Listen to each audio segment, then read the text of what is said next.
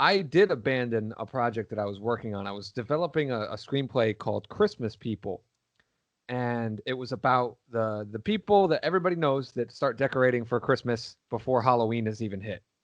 And in that story, I had like a Grim Reaper character, and it was literally the Grim Reaper. You know, it had the big sickle and everything like that.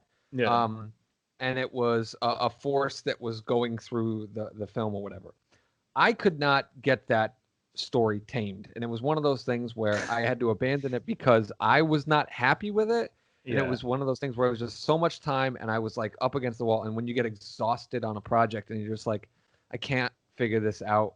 It's not working. I have Yeah. to admit defeat and move on.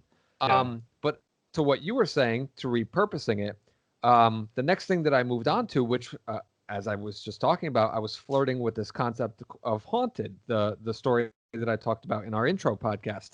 And there was a character that I had slowly chasing the people through the forest the entire time.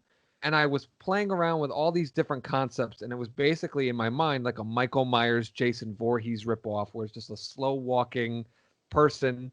And I was trying to figure out, oh, he should be carrying a bear trap or a mace or Yeah. something unique, because every horror icon has their own little specific weapon of destruction.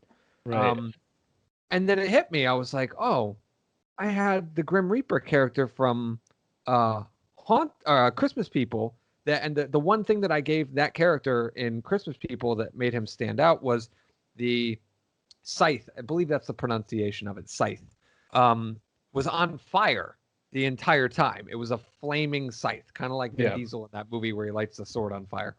But it was the scythe, and I gave that to that character, and that worked. Like, that clicked.